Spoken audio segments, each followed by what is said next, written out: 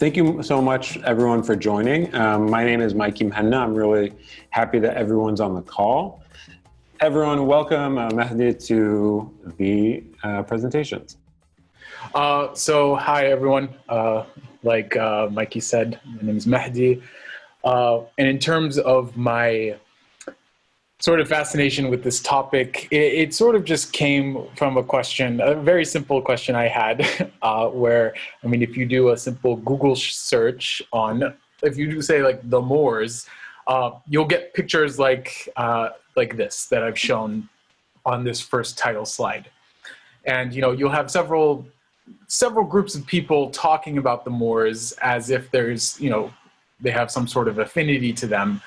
And it really just started as trying to demystify who this like vague group of people are and what exactly this sort of term meant.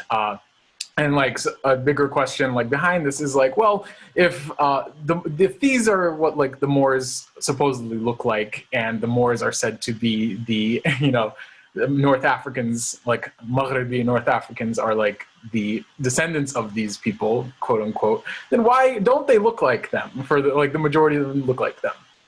And the question's a lot more, not like, a lot more gray, not black and white than that, but hopefully we'll be able to figure things out.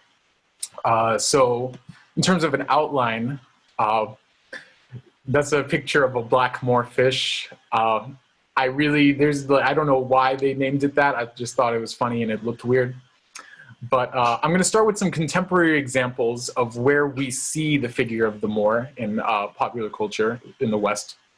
And then I'm going to do a deep dive in the etymology of the word, the history of Muslim conquest in Spain, depictions of the Moors, and sort of the implications of this, and trying to like really get at the demystifying who this figure is of the Moor and what it actually meant to different groups of people. So in terms of, you know, in a regular presentation, I would ask everyone, maybe you guys can like type in the chat, but what is the first thing you think of when you hear the word Moor? Because I show this beans and rice dish because in Cuba, I don't know if anyone's familiar, but this dish would be called moros y cristianos, Christians and Moors. And it's very, I'm sure you all are, would know that who the Christians are in this dish and who the Moors are. So the white rice are the Christians, the black beans are the Moors. So there are obviously sort of implicit racialized sort of characterizations of these two groups of people, right? And going on along the same name of Moros y Cristianos or Cristianos y Moros, we have the annual celebration in Spain. It is most commonly, you know, the biggest is in Valencia, but I'm sure there are like celebrations celebrated throughout Spain, mainly in the south, but it's a parade, it's a huge celebration where you have Spaniards who will dress up as Christians and Moors. And, you know, while the sort of regalia for dressing up as Christian is pretty uniform, you know, compromising of armor, white robes draped in red and like red crosses, you know, when it comes to the Moors, the Spaniards get a bit more creative. And you see these two examples right here, where you have what looks like to be somewhat inspired by like what I think the average person would associate with like an Ottoman janissary, with a bunch of people like in this sort of military garb, weapons, all having beards. I think that's pretty notable, which you'll see later. And then we juxtapose it with this image on the bottom, which is one, blackface, and two, characteristic of cultures that we would more, you know, associate with, you know, Central to Southern Africa. And so the big question is, how can these two portrayals exist at either the same event, or how can these two portrayals, you know, represent the figure of the Moor? How can this person, this figure exist in the, like, these varying representations that seem to have nothing to do with one another? And then we get to, you know, the Netherlands and the infamous holiday, holiday tradition of Zwarte Piet, Black Piet, who is a blackface character that has gotten, you know, a lot of heat throughout the years. And I mean, despite the heat, you still have people who are very adamant in, you know, wanting to portray this figure, and you know, making vague gestures to, like, you know, this is our culture, this is our traditions, this is what we do. Even though, I mean, if you look at the history, this figure was actually created in 1850 by a Dutch primary school teacher who, you know, was publishing a children's book, who introduced this character as like Santa's servant. And if you see on the picture of the right, you can see how this character is supposed to look in terms of his dress. We can call it like Eastern Oriental dress. And even in the book, it talks about this character coming from Spain.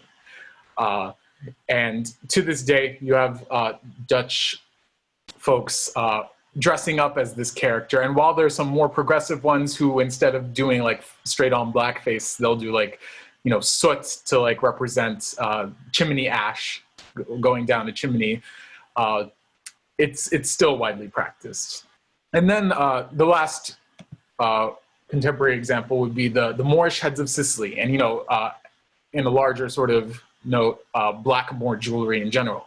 You'll see a lot of jewelry. I mean, like, I remember some English royalty, she got a lot of heat because she wore like a brooch that was of a blackface character. And it was funny because she was like in the car with Meghan Markle. But you know, as the story goes with these Moorish heads of Sicily, a young lady loved cultivating flowers on her balcony. One day a Moor passed below and became infatuated with her, declaring his undying love so beautifully that she in turn fell in love with him. The story took a sinister twist when she found out he was married with children. Appalled at the deception and insult to her virtue, she cut his head off. Now what to do with it? She decided to make it a perfect plant pot. It's a very dark story. But I mean, as you can see in this photo, the Moors are depicted not in a like singular sort of racial character, and that there's a wide variety of depictions of what exactly a Moor looked like in this certain instance. So before I go on, obviously I want to do the presenter's promise. You know, as Mikey said, I'm not an expert on this. I gave this presentation 2 years ago, so I know a lot more about this than I did when I initially gave this presentation. But, you know, it's definitely something that I'm, you know, keep learning about and keep trying to sort of delve into. But I'm not trying to like have an agenda here other than, you know, make you think of the Moor as like this sort of emblematic figure of a lot of different discourses, rather than just like this vague group of people that occupy, like, you know, that invaded the Iberian Peninsula. So in terms of the origins of this word, it stems from the Latin word Maori, I don't know how to pronounce that, but the word itself meant dark, and it referred to the skin and hair of the inhabitants of what the Romans called Mauritania. And Mauritania is not being referred to as the modern state of Mauritania, but rather what is now present day, like northern Morocco and Algeria.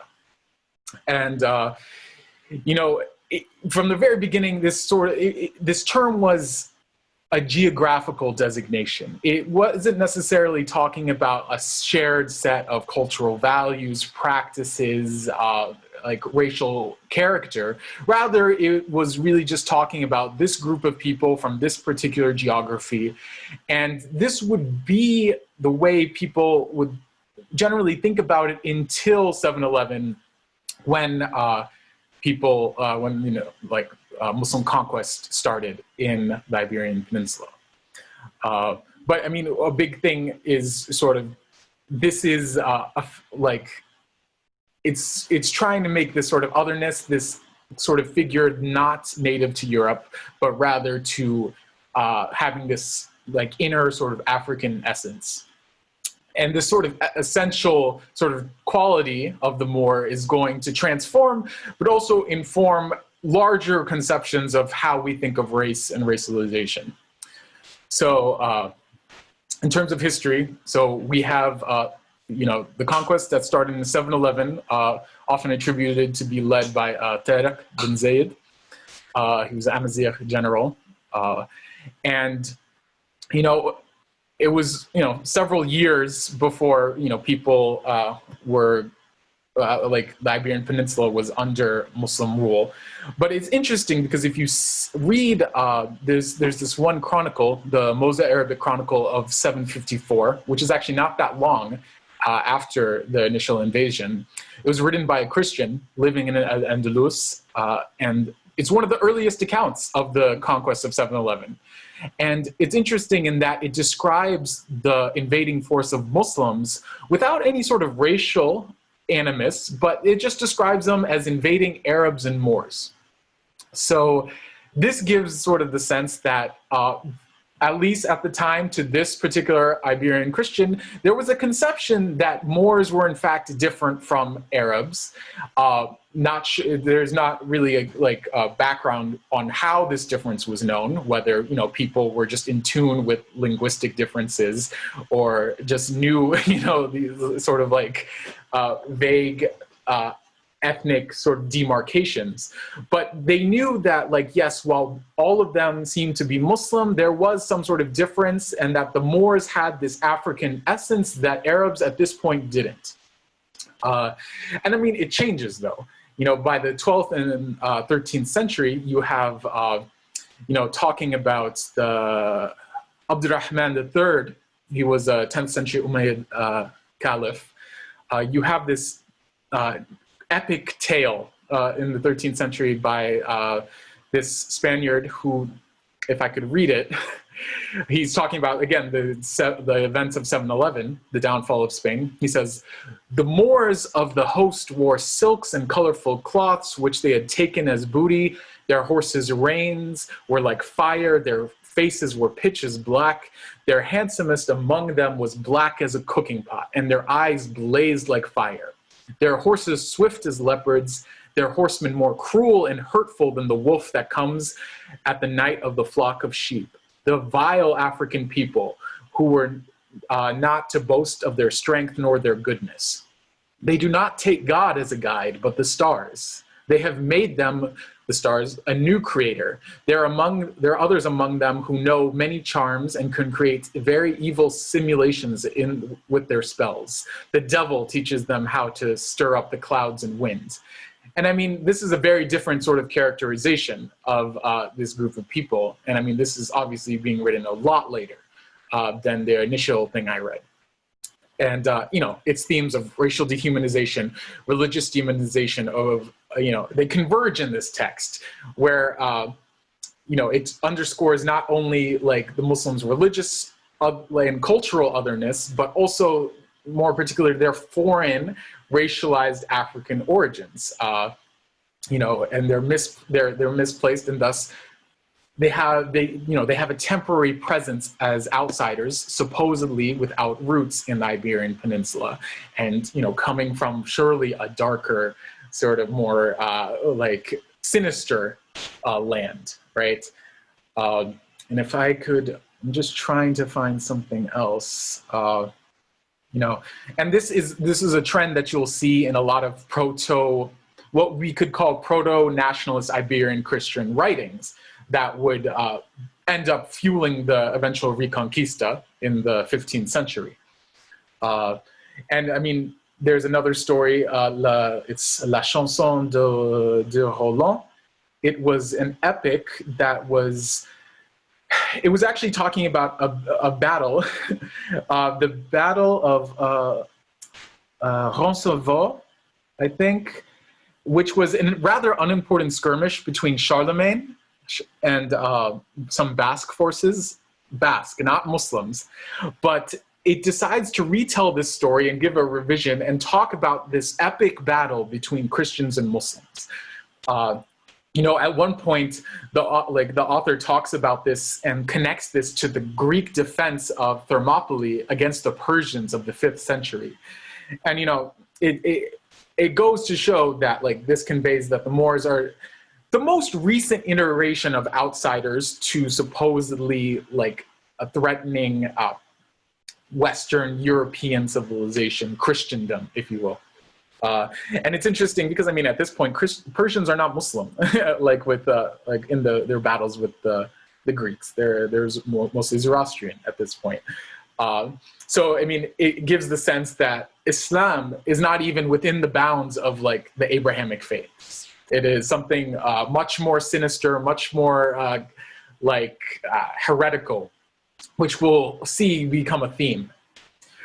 And in terms of a short interlude, I just wanted to sort of play on the diversity in Andalusian society, Andalusi society. I mean, with this very famous song, "Lama Bada Yatathanna," which I'm sure like most Arabs know, like Arabic speakers know about this song. But it's important to know that this song actually exists in Spanish and Hebrew. And they're all considered legitimate forms of the song, while the Arabic version is probably the most popular.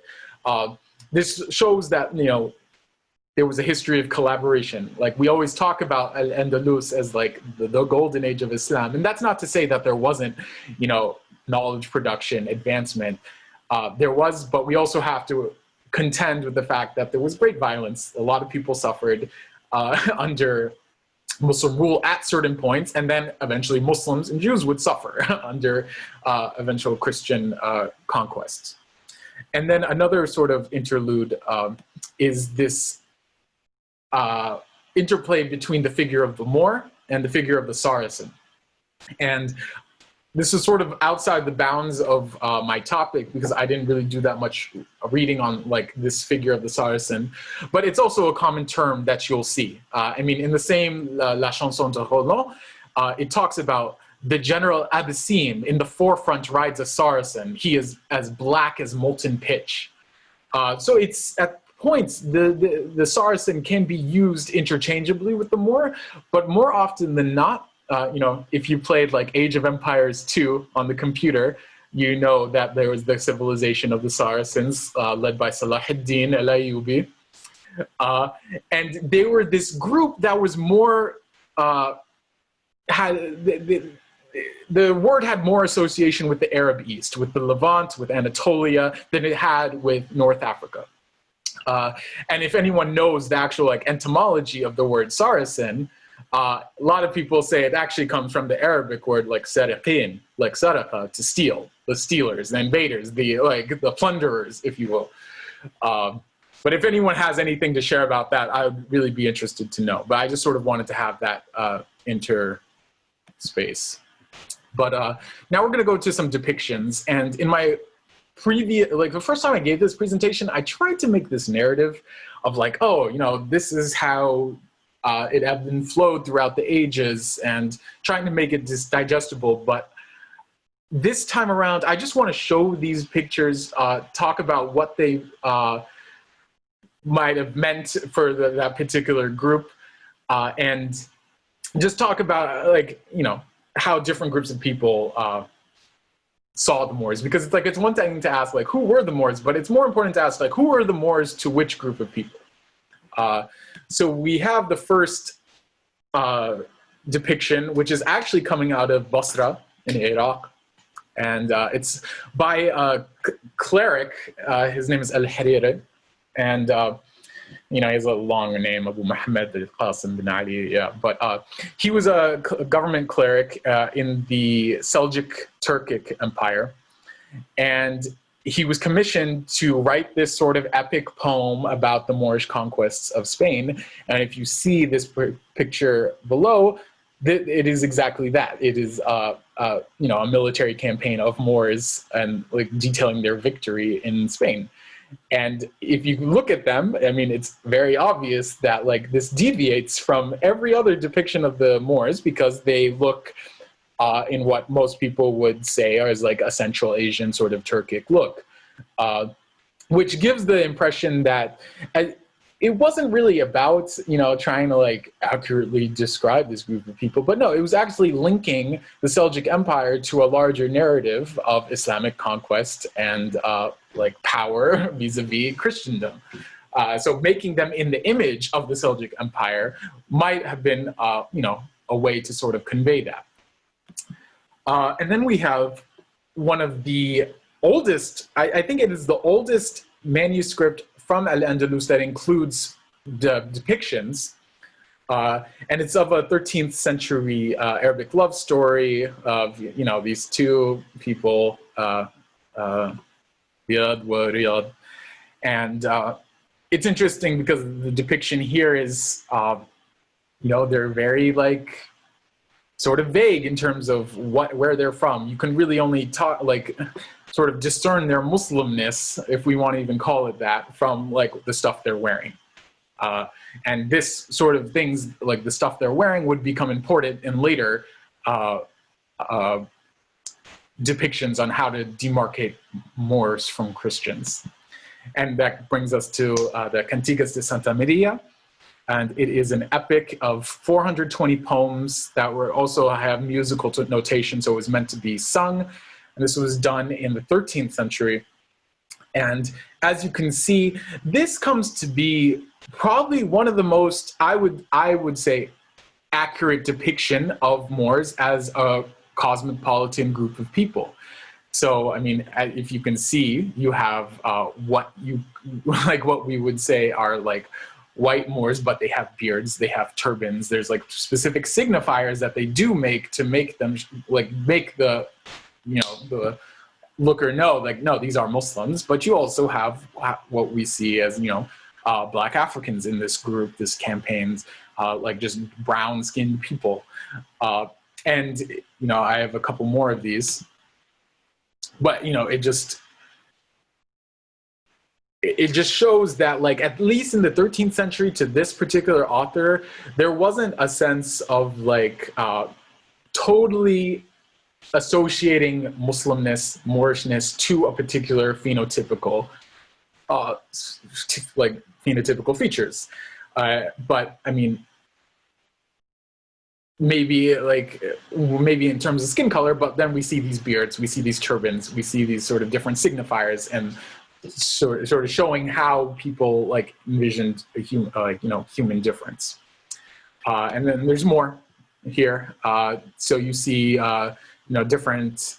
There's ones of the one on the top middle is, of a Moor and a Christian playing checkers or chess. There's a great afikra presentation about chess, if you want to check that out. But I mean, this shows like with they're playing lutes. I don't know if they're ouds or lutes or some sort of cousin or something inter between, but shows collaboration between Muslims and Christians.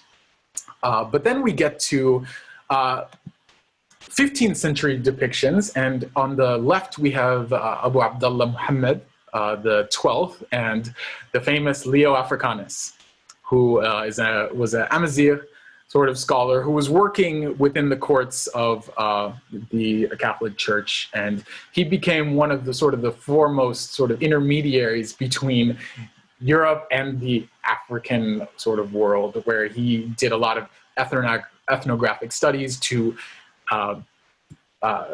and like compilations to talk about African peoples and their culture and differences and stuff. But as you can see here, I mean, they're white, like they're like very light skinned.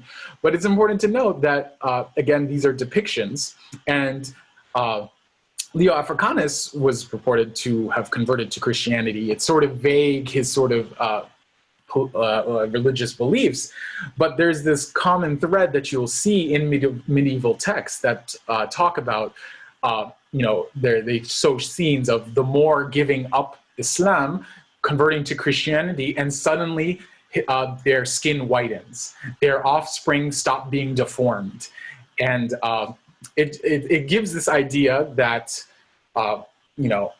identity is fluid, it could be changing, and that at least in a pre-modern sense of human difference, religion acted as this way to demarcate difference, but you could also change that, right? Depending on, like, because ultimately what is a religion? It's whatever you believe. It's not like any sort of something essential to you that you keep inside your body, but that would begin to change. So when you have Al-Andalus over the years,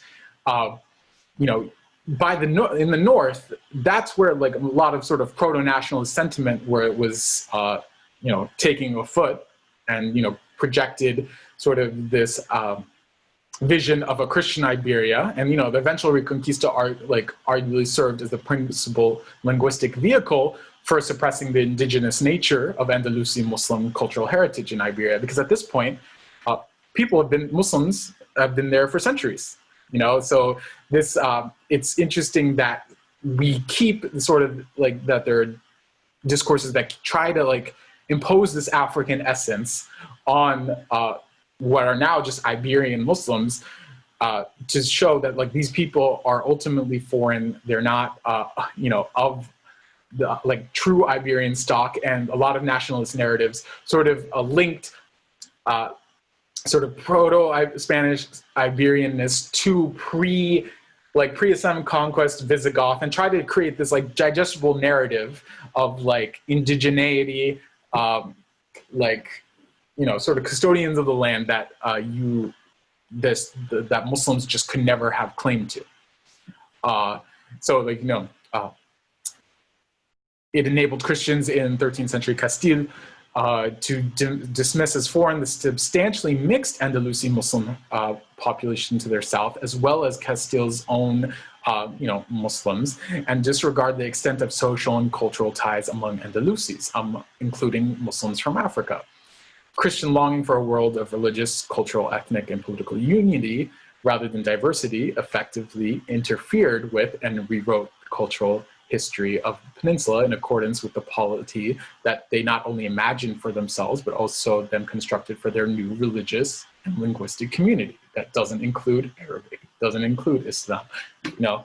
But then, you know, the big question is like, who's in Al-Andalus? Who are these people?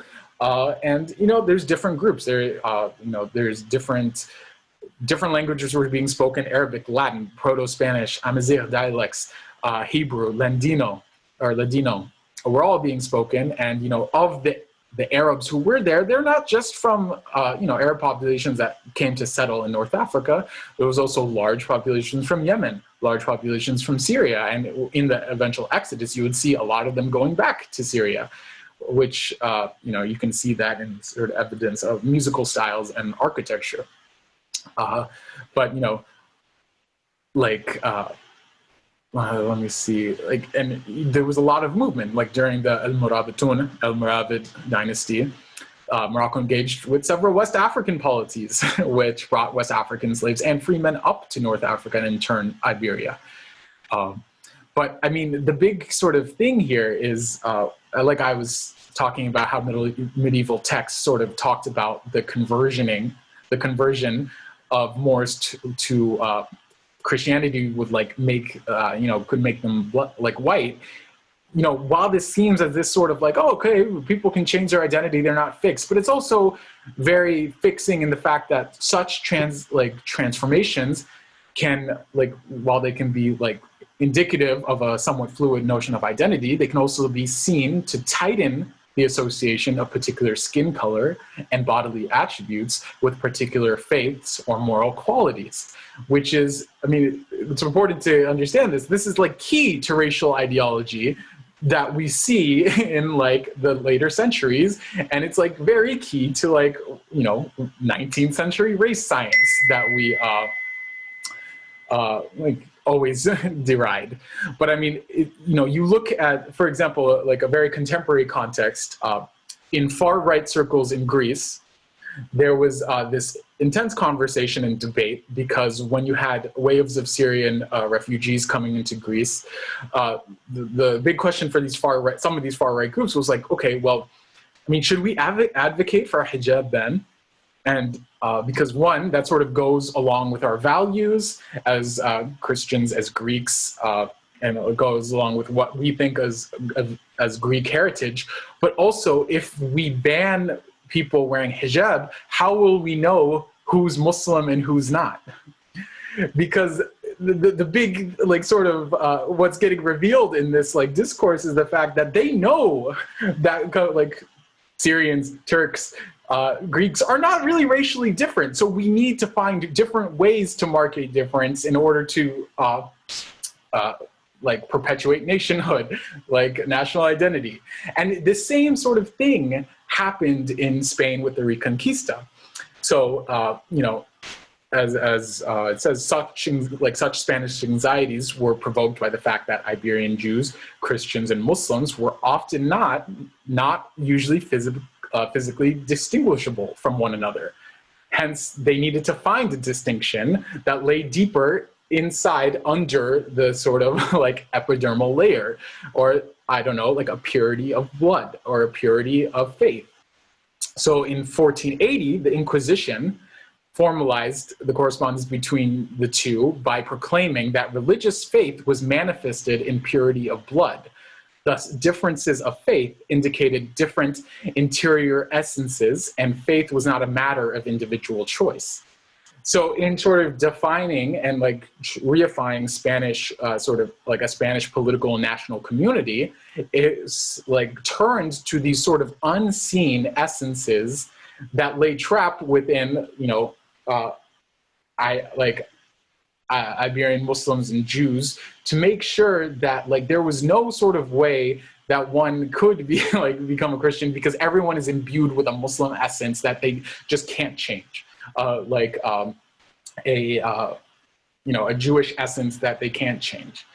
And this is key because, I mean, like, while it might be different at different points in time, for this particular sort of political context and sort of like nation building, it was very key in sort of legitimizing these relations of power vis-a-vis Iberian Christians and like Muslims and Jews who were fleeing or trying to stay in this new polity. But going, and it's important to know the term blue blood, which is an English term that denotes like a class sort of designation, actually comes from Spanish, where you had Iberian Christians talking about their purity as Christians with the word, I don't know how to pronounce it in Spanish, I don't speak Spanish, but like sangre azul, blue blood. That's what the people were like, that's how it was referred to, like pureness of blood of like Iberian Christian stock. And it's interesting how that transforms and gets reinterpolated in different like contexts. But you know, now the sort of big elephant in the room is Othello. You know, Othello is probably the most famous Moor that the Western world sort of creates and that other parts of the world engage with. And you know, the very famous poem from William Shakespeare is actually said to be inspired by Abdulwahid bin Masoud bin Muhammad al-Nun. He was this Moroccan ambassador to Queen Elizabeth I, and you know, who's there to promote the Anglo-Moroccan alliance. But it's often said that, like by different scholars, that this man and this presence might have had a influence on Shakespeare. And you know, as it said, you know, again, Othello, like Renaissance representations of the Moor were, again, vague, varied, inconsistent, and contradictory, as critics have established. The term Moor refers to, you know, dark-skinned people in general, but used interchangeably with like some sort of inner like faith essence. But it could also be like used to talk about ambiguous groups as African, Ethiopian, and even Indian. You know, the Moors of Ceylon in Sri Lanka, that was a group of people that were called Moors. And in the English context, it's interesting because you hear these, like, you hear talk about the figure of the tawny Moor or the blackamoor, which gives the sense that the Moor itself isn't really a racial designation, but by adding this adjective, it makes that adjective tawny or blacka gives the racial designation, right? But that's not necessarily true, as I'll show with a couple, you know, dictionary definitions. But then, you know, we get to 19th century depictions of the Moors, and it's by this time that the Moors become really just black in a lot of different European renderings. And it's these works that if you Google the Moors, at least in English Google, this is what you're gonna get. And I mean, it's funny. I mean, you just look at this, and then, like, again, this is like coming out straight out of like Orientalism, again, like everything Edward Said sort of described. But I mean, just look at like the tiger, like the Sultan with the tiger. Like, obviously, there's no tiger in Iberia. There's no tiger. There's no tigers native to North Africa. We used to have lions, but they unfortunately went extinct. But You know, it's just interesting. I mean, if you keep going, I mean, you know, in Alhambra, the Eastern Coffee House, you know, like it's, you know, once again, you know, the color black became associated with spiritual darkness, cultural otherness.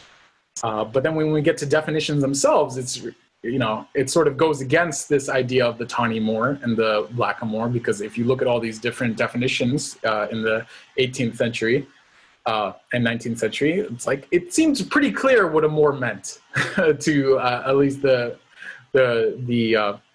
writers of these different dictionaries, right? But this brings me to sort of my big idea that I want to like get across.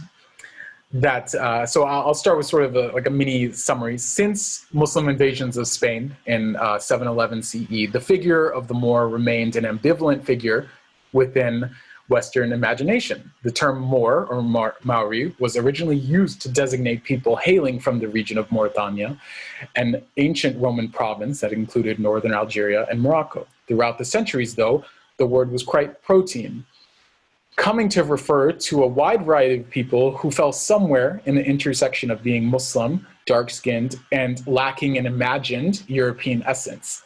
Thus, the Moor, for many Europeans, was a discursive figure composed of stories, anecdotes, metaphors, and images, which constructed myriad relationships between the European and their perceived other. In other words, the Moor was a floating signifier, a figure oscillating between many times conflicting discourses. Furthermore, the power of the word can be found in its very ambiguity. As the Moor was not a particular figure fixed to a certain historical context, the word allowed for differing European discourses that sought to reformulate understandings of the European self, as well as legitimizing relations of power. Whether it was the proto-nationalist discourses of Iberian Christians in Muslim Spain or the theatrical drama of Shakespeare's Othello, the Moor became part of a relational process that helped forge the moral, cultural, and biological superiority of the European Christian as antithetical to the Muslim Moor, or the Moorish Muslim. These sorts of discourses would go on to provide the foundation and continue to transform amidst the development of expansionist mercantile capitalism and formal European modes of knowledge production on the East, otherwise Orientalism. And, you know, and the big figure that I'm sort of taking this from is, Stuart Hall. He was a cultural theorist in the UK.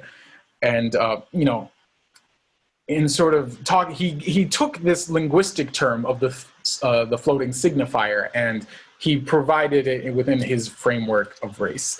So as Adolf Reed Jr. would define race, is like a taxonomy of a script of difference that is an ideology that constructs populations as groups and sorts them into hierarchies of capacity, civic work, and desert based on natural or essential characteristics attributed to them.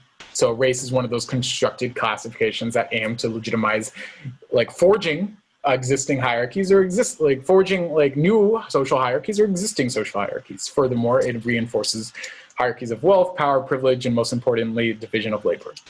But as Stuart Hall put it, it's a floating signifier. It's a discursive construct that is subject to redefinition in different cultures and contexts. As Frantz Fanon in Black Skin, White Masks elaborated, you know, he described race it's not simply composed of one's like physical features, one's epidermis. Rather, it is the schema of the stories, the anecdotes, metaphors, images that lie trapped under the epidermal layer, constructing the relationship between the physical body and its social and cultural space. So when he talks about this moment where he has on the bus where like this one young white boy is just like, "Maman, there's a black man." He's fixed, not just like this, like, oh, I see this human who looks physically different from me, but like all the associations, all like the sort of discourses that aimed to fix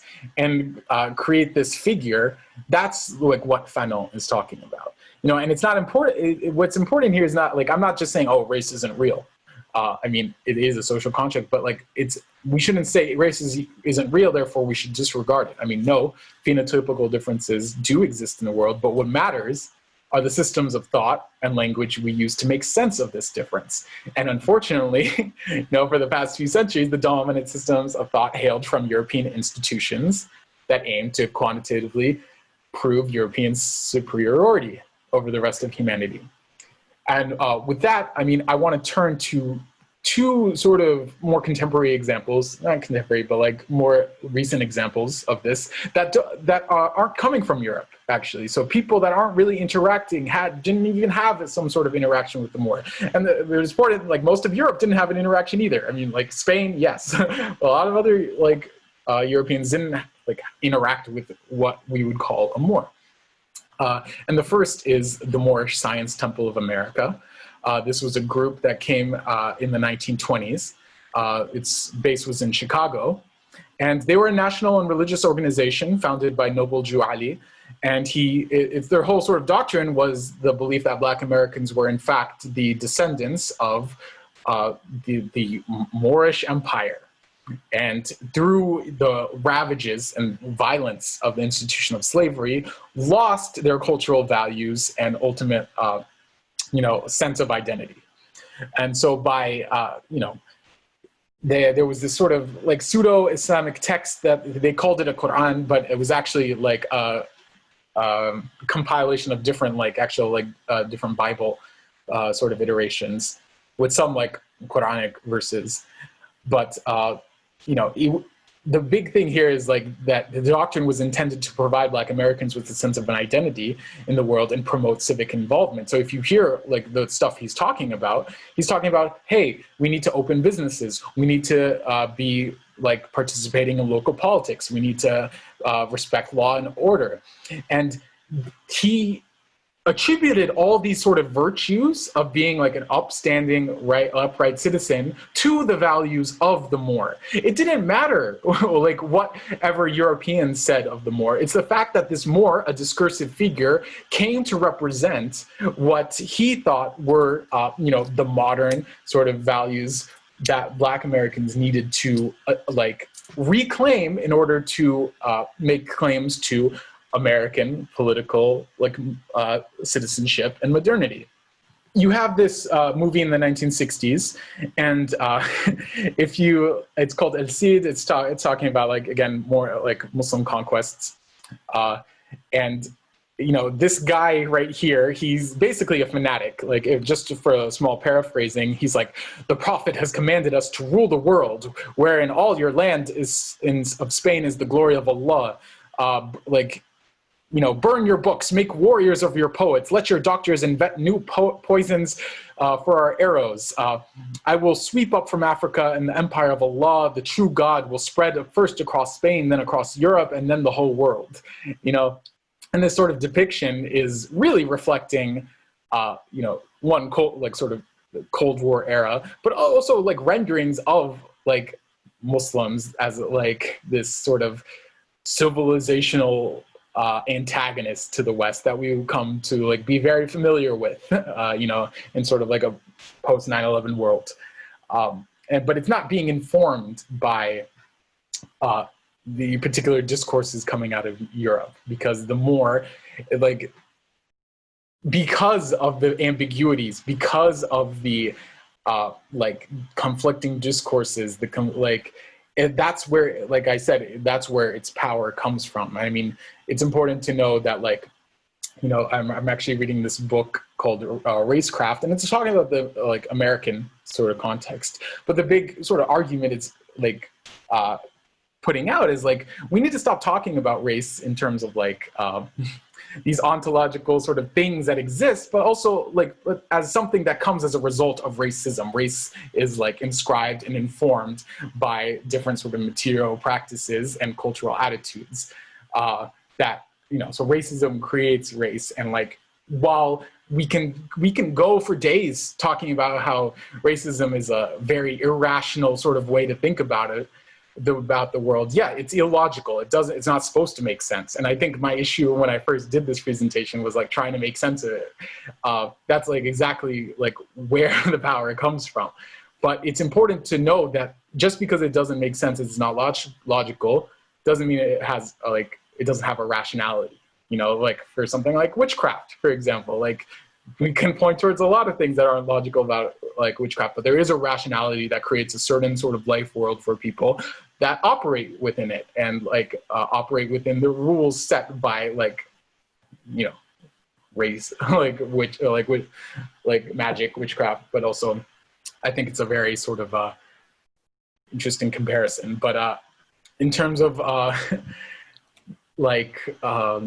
what more is there to say? I hope my rambling wasn't too confusing. You know, again, I mean, anyone, you could just go to Wikipedia and be like, oh, you know, the Moors were a racially like diverse group of people that came from West Africa, the Middle East and North Africa that invaded Spain. But like, while that's true, it doesn't really get at the issue of how people relate to that term and the fact that none of these people were calling each other Moors, you know, like I'm not going to go as far as to be like, no, they were calling themselves Arabs or Amazigh. No, I don't think they were necessarily calling themselves that either, because all this stuff is fluid and like informed by different like contexts.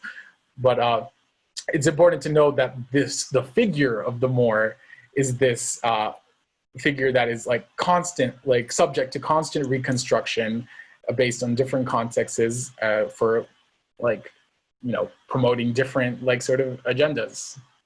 But so first of all, amazing job. Huge thanks. Okay, we're 3 minutes to the hour. And so I understand if people have to drop off, but I think there is appetite for some more questions. Mahdi, do you have about 20 minutes, 20 minutes to stay on the call? Yeah, of course. Okay, cool. So let's open it up. If anybody has to drop off, I understand, but let's start with Karim. And since we don't have that much time, if you could just limit it to one question each person, that would be great. I think in a way you answered the question. I was asking more about how the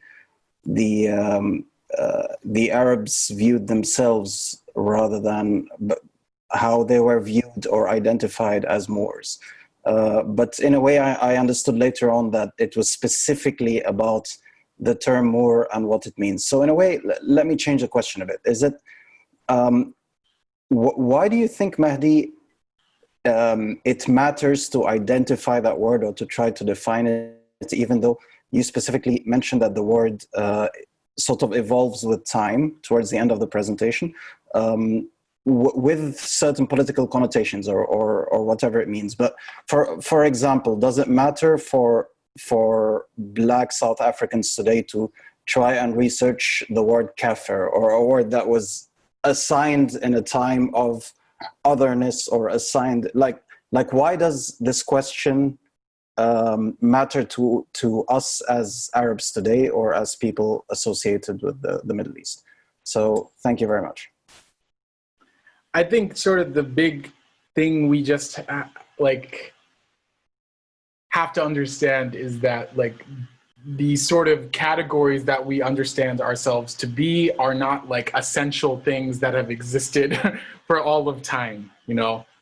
So we need to understand that like any sort of identity is fluid.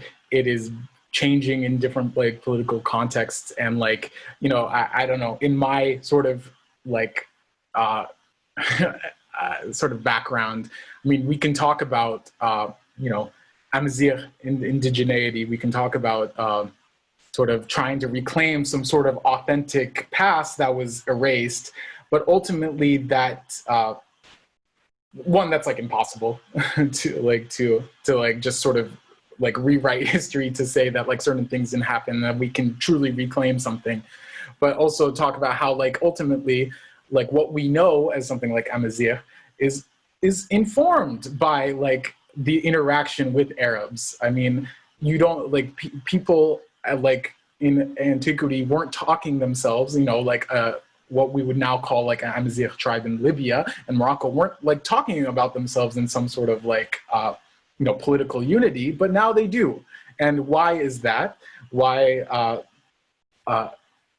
why is there this certain transformation? And I think we just need to understand how, sort of political economy, but relations of power factor into how people identify. And oftentimes it's not this sort of quest for finding meaning, but it's also very pragmatic that people do in order just to get material things, sort of end goals.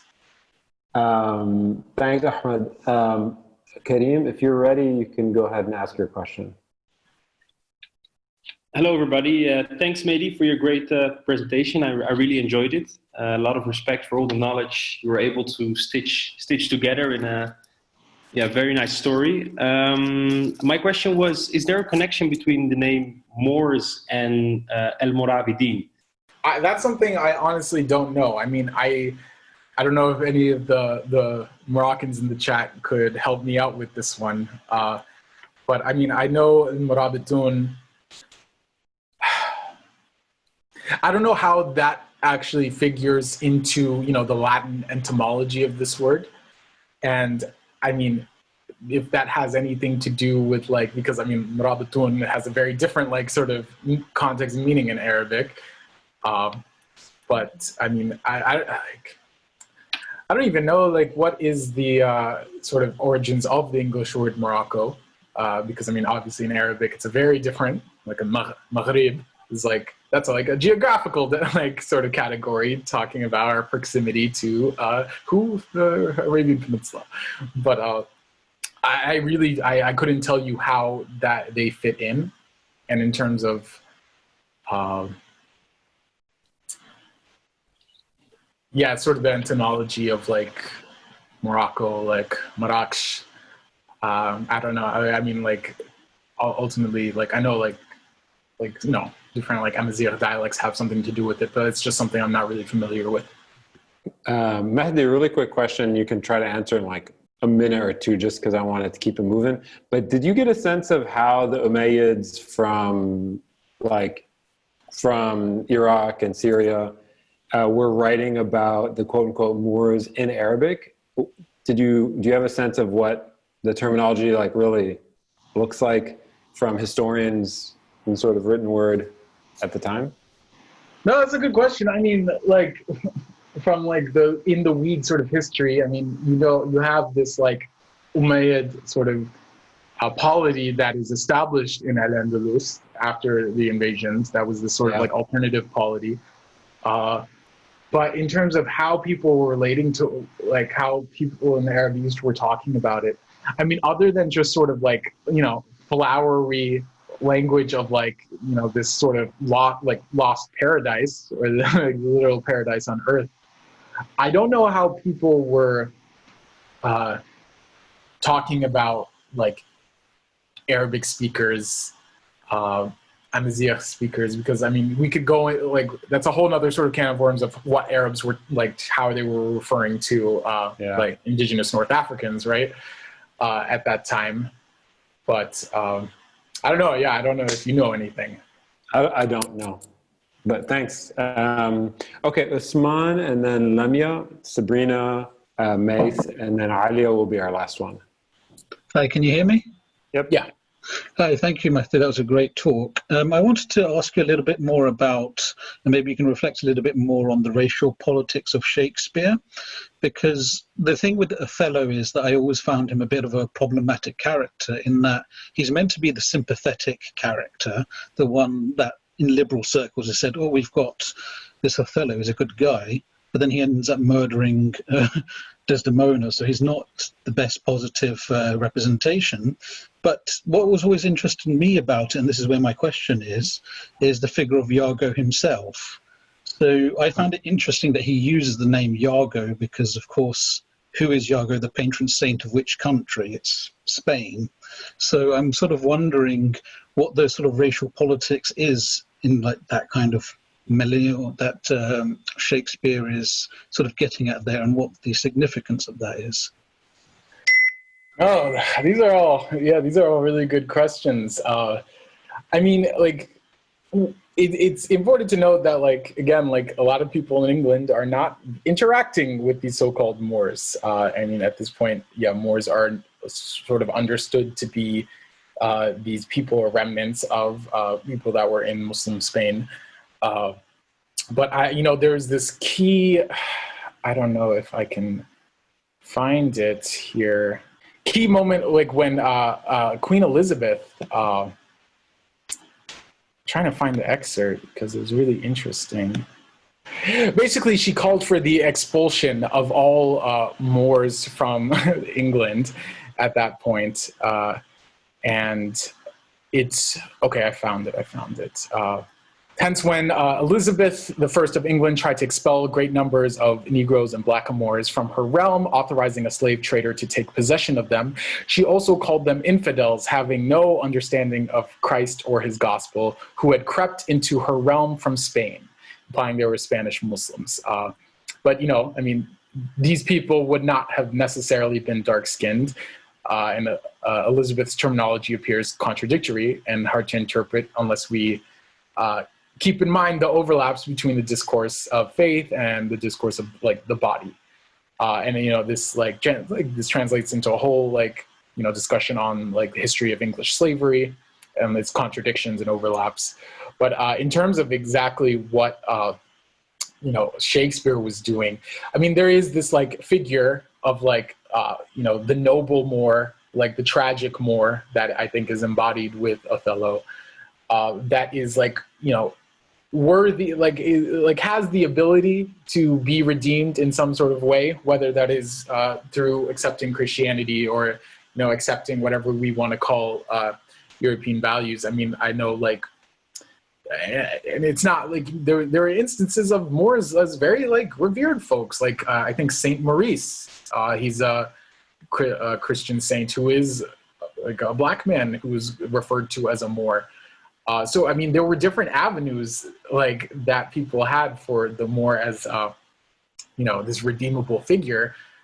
But, I mean, even, like, important figures like St. Augustine, like a North African embassy, like, that people just don't know about. That's another great presentation someone should do. So thanks so much. Really, really great job. If you want to just switch the slide real quick to your contact information so people know how to find you. Yeah. In the chat, I'm listing a 1-question feedback form, which I'd really appreciate if people can take 1 second just to see if we're doing a good job and how we should be changing. Okay, I will put the form one last time as a final plug. Please give us feedback and have a good afternoon, evening, morning, wherever you are.